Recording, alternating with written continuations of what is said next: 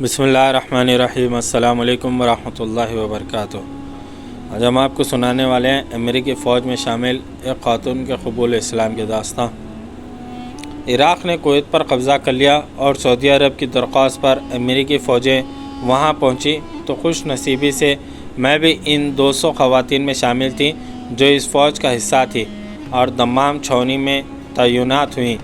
میں وہاں quarter master کی خدمات انجام دے رہی تھی۔ ہماری بٹالین 5 کیمپوں پر مشتمل تھی جو 1000 فوجیوں پر مشتمل تھی۔ ان میں 200 خواتین بھی تھیں۔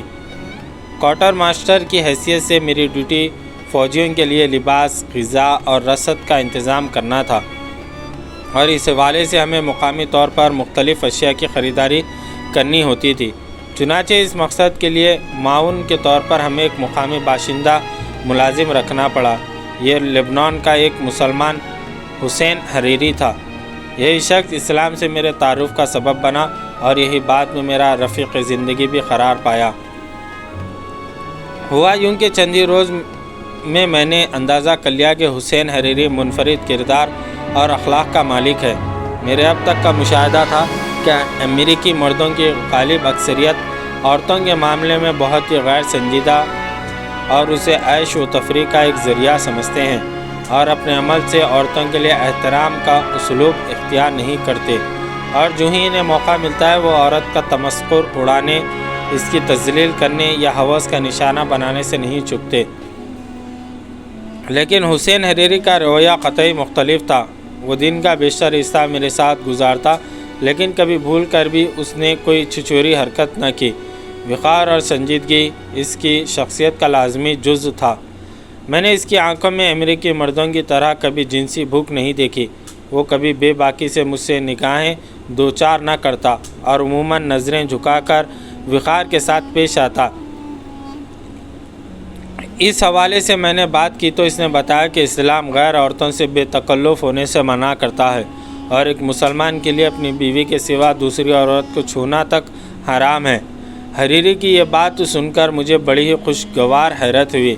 میں نے تو عام امریکیوں کی طرح سن رکھا تھا کہ مسلمان بڑے ہوس پرست ہوتے ہیں اور گوری چمڑی کی خوبصورت عورت دیکھتے ان کی رال ٹپکنے لگتی ہے اور وہ اسے حاصل کرنے کے لیے ہر جتن کرتے ہیں۔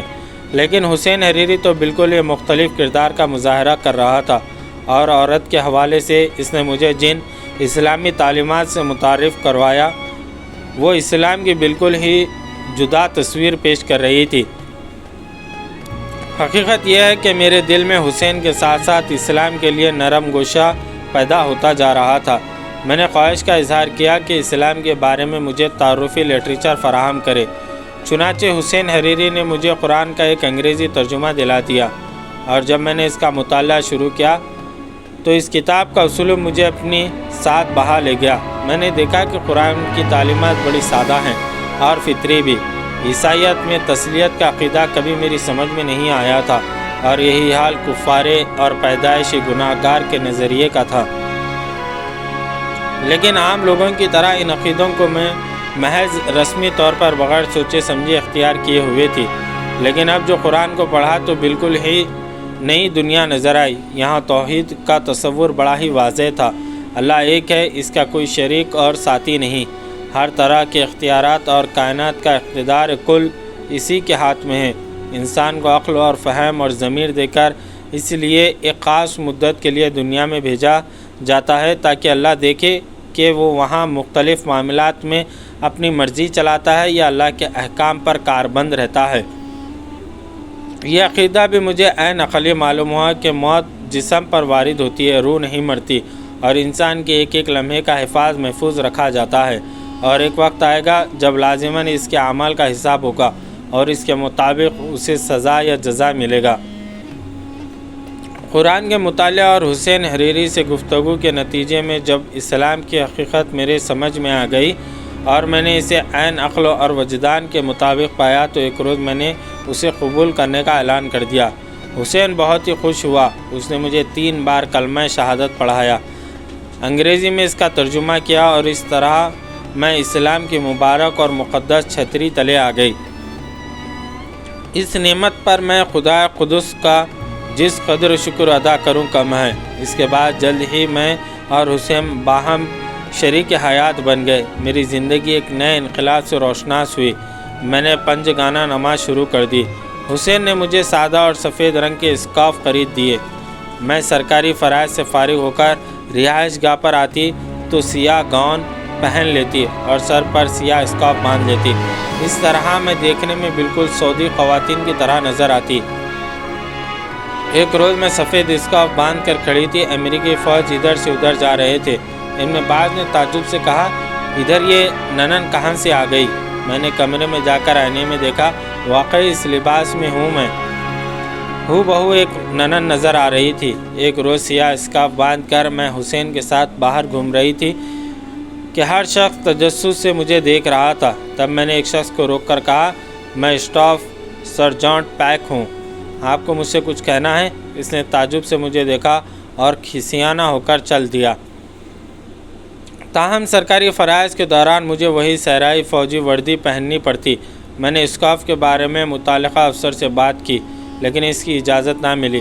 قبول اسلام کی 1 ماہ کے بعد میں دوبارہ امریکہ آ گئی اور فورٹ پریگ کی چھاؤنی میں تعینات ہو گئی۔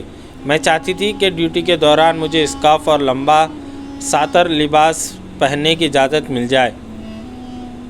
اس کے لیے میں فوجی ملازمین کے قانونی مشیر ایڈوکیٹ جنرل سے ملی تاکہ اپنے حقوق کے حوالے سے مجھے رعایت حاصل ہو جائے، لیکن موصوف نے میرے اس نوعیت کے کسی حق کو تسلیم کرنے سے انکار کر دیا۔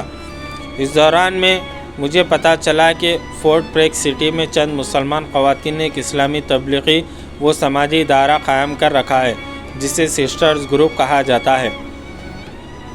میں بھی اس کی ممبر بن گیا اور اس کی سرگرمیوں میں شامل ہوئی۔ اس کی ایک رکن خواتین کے خاوند ایک اسلامک کمیونٹی سینٹر قائم کر رکھا تھا اور خاصا باخبر آدمی تھا۔ اس خواتین نے اپنے خاوند سے میرے مسئلے کی بات کی اور موصوف نے بھاگ دوڑ کر ایسے قوانین کی نقل حاصل کر لی جو ہر شہری کو اس کے مذہبی فرائض پر کاربند ہونے کی اجازت دیتے ہیں۔ میں دوبارہ جج ایڈوکیٹ جنرل سے ملی، متعلقہ حقوق کی نقل اسے پیش کر کے اپیل کی اور اس نے مجھے ڈیوٹی کے دوران براؤن رنگ کا اسکارف لینے کی اجازت دے دی۔ اس نے کہا، ان قوانین کا مطالعہ کرنے کے بعد مجھے اب نہیں کہنے کا حق حاصل نہیں رہا، اور اس طرح اللہ کے فضل سے میں سرکاری فرائض کے دوران بھی اسکارف پہننے لگی۔ لیکن مسئلہ یہیں پر ختم نہیں ہوا۔ مجھے فوج میں اور امریکی معاشرے میں رہتے ہوئے بار بار لوگوں کی سوالیہ نظروں اور گفتگوؤں کا سامنا کرنا پڑتا۔ ایک روز ایک صاحب نے طنزیہ انداز میں کہا، تم نے سر پر کیا چھتڑا باندھ رکھا ہے؟ اس کی کیا ضرورت ہے؟ یہ چھتڑا نہیں ہے جناب، میں مسلمان ہوں اور میرے مذہبی فرائض کا ایک حصہ ہے۔ ایک مسلمان عورت سر کھلا نہیں رکھ سکتی۔ وہ بہت حیران ہوا اور متاثر بھی۔ کتنے ہی لوگ ہیں جو اسکارف دیکھ کر تجسس سے رک جاتے ہیں لیکن میرا رینک دیکھ کر خاموشی سے مرعوب ہو کر چل دیتے ہیں۔ یہ سارے لوگ E4 یا کم ترین رینک کے ہوتے ہیں، جبکہ میں E6 رینک سے تعلق رکھتی ہوں جو فوج کا قابل لحاظ درجہ ہے۔ اس طرح ایک بار مجھے کمانڈر سرجنٹ میجر نے انٹرویو کے لیے بلایا۔ یہ میرا سینئر ترین افسر ہے اور NCODP یعنی non commission officer development programme کے انچارج کی حیثیت سے ہر ماہ 2-3 افسروں سے ملاقات کیا کرتا ہے۔ وہاں بھی میرے اسکارف اور ساتر لباس کی بات چلی تو ایک خاتون افسر نے کہا کہ فوج میں اس قسم کے حقوق کی کوئی گنجائش موجود ہے؟ کیوں نہیں؟ میں نے کہا، دیکھیے یہاں کبھی بھی اس امر کا لحاظ نہیں رکھا جاتا کہ کس کا کیا مذہب ہے، بلکہ ایک فوج کی حیثیت سے اس کے حقوق کا خیال رکھا جاتا ہے۔ آپ عیسائی مذہب کے فوجیوں کے جذبات کا لحاظ کرتے ہیں، لوتھرز کو مطلوبہ حقوق حاصل ہیں اور یہودیوں کا تو خاص خیال رکھا جاتا ہے۔ یہودی سپاہیوں اور افسروں کو رعایت حاصل ہے کہ وہ صبح نہیں کھاتے، اس لیے وہ میز پر کھانا نہ کھایا کریں اور اپنی خوراک کا الگ انتظام کر لیں۔ اس طرح شادی شدہ لوگوں کو حق حاصل ہے کہ وہ شام کو اپنے گھروں میں چلے جائیں اور انہیں راشن کے بجائے نقد رقم فراہم کر دی جاتی ہے تاکہ وہ اپنی مرضی سے اپنی ضروریات کی اشیاء خوردنوش خرید لیں۔ ظاہر ہے جب مذہب اور خاندان کی بنیاد پر مختلف لوگوں کو رعایت حاصل ہے تو ایک مسلمان کی حیثیت سے مجھے یہ حق کیوں نہیں مل سکتا کہ میں اپنے عقیدے کے مطابق سر کو ڈھانپ سکوں؟ میری بات سن کر متعلقہ افسر سوچ میں پڑ گیا اور پھر سر ہلا کر کہنے لگا، کیوں نہیں، آپ کو اس کا پورا حق حاصل ہے اور اس حق کا تحفظ کریں گے۔ جزاک اللہ خیر۔